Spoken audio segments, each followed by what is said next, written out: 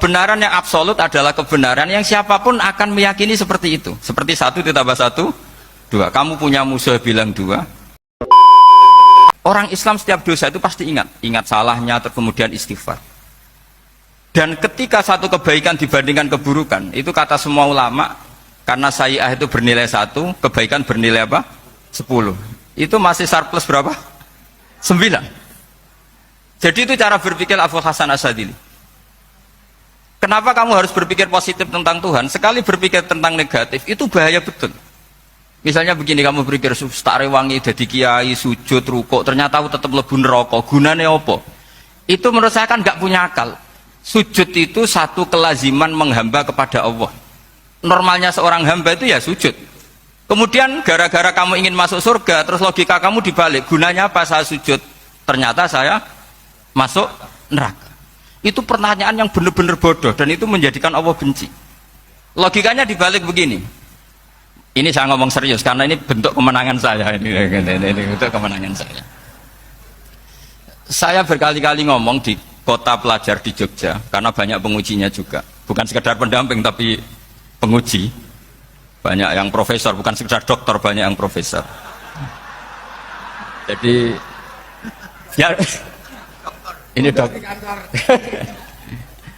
Begini, saya pernah ditanya sama seorang dosen, Gus, saya ini ngaji hadis banyak, tapi ada yang saya tidak paham, yaitu mangkola la ilaha illallah dakhalal jannah, ada kalimat wa in zana wa in saraka.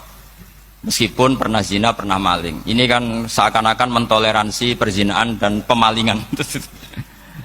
Terus saya bilang, oh makna hadis itu seperti ini. Jadi kebenaran absolut, kebenaran yang mutlak itu tidak akan terganggu oleh status perilaku seseorang. Saya berkali-kali memberi contoh. Orang yang ditangkap KPK akan bilang 1 tambah 1 2. KPK-nya juga bilang 2.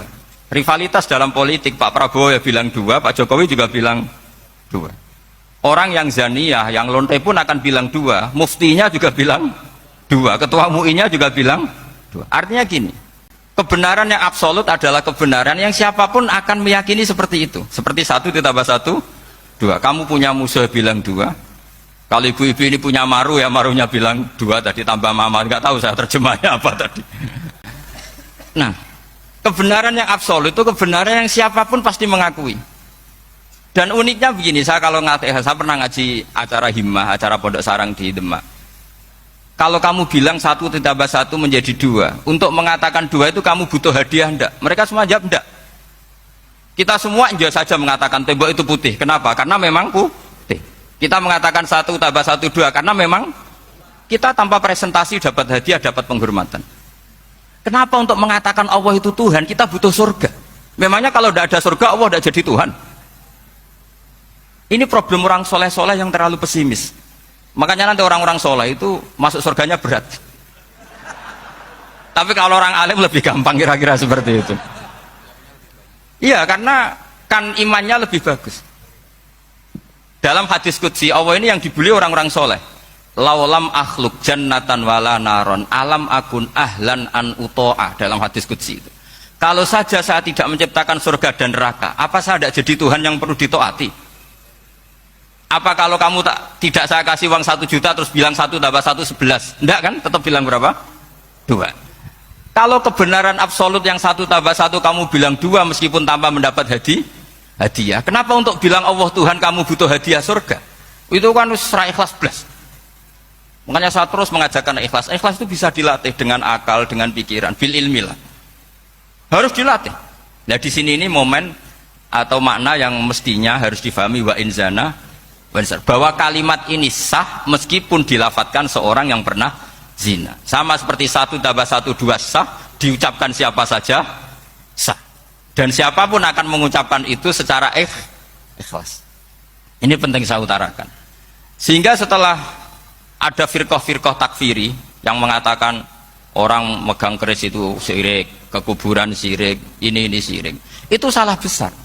Salahnya adalah tadi kalimat-kalimat atau kebenaran-kebenaran absolut ini sudah jadi sibghata wa man ahsanu minallahi sibghah. Kalimat ini begitu absolut di hatinya orang mukmin. Sehingga ketika terganggu oleh hal-hal yang adat istiadat, kayak pegang keris, kayak apa, Ini tidak mengganggu, tetap kualitas iman ini di atas keyakinan adat membawa apa keris. Kalau orang membawa keris menjadi syirik karena percaya sama makhluk. Orang misalnya kejawen kalau nggak bawa keris nggak nyaman. Orang kota itu kalau nggak bawa ATM juga nggak nyaman. Itu tidak dihukumi syirik. Kamu pergi lupa bawa HP nyaman ndak? Ndak, kenapa ndak dihukumi syirik?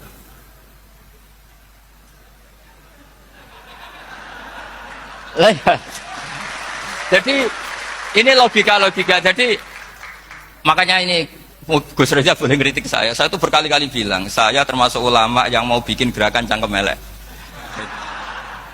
Karena nanti kalau saya nisbatkan ke Rasulullah itu tidak pantas, karena Nabi ahsanan nasi khalqau wa khuluqa. Tapi saya siap jadi bempernya Rasulullah Shallallahu Alaihi Wasallam. Pernah ada diskusi di Jakarta, ini kisah nyata. Apa dalilnya setelah sholat salaman? Mana hadisnya? Itu dijawab hadisnya tentu kita kesulitan. Kalaupun ada hadisnya dhaif semua yang masalah musafahah. Akhirnya mau tidak mau dijawab pakai cangkem elek. Boleh nggak kamu setelah salam nyalain HP yang off? Boleh. Boleh nggak ke kamar mandi? Boleh. Oh berarti kencing boleh, nyalain HP boleh. Yang nggak boleh itu ingat Allah. Karena mereka mengkritik wiridan, ngeritik salam. Akhirnya mikir deh. Ada nggak hadisnya orang setelah sholat nyalain HP? Nggak ada kan? Tapi mereka nyalain HP nggak hambatan, tapi untuk salaman masalahkan. Ke kamar mandi boleh, tapi untuk wiridan ndak boleh. Akhirnya mereka sadar, oh iya. Lama-lama dibisi gini yang kelompok itu. Kamu itu korban aliran supaya kamu nggak ingat Allah, ingatnya HP-nya. Sehingga orang wiridan kamu kritik, orang nyalain HP ndak kamu kritik. Itu kelompok itu adalah kelompok orang-orang yang supaya orang Islam itu lupa Tuhannya. Itu gerakan cangkem elek, tapi jadikan orang sadar.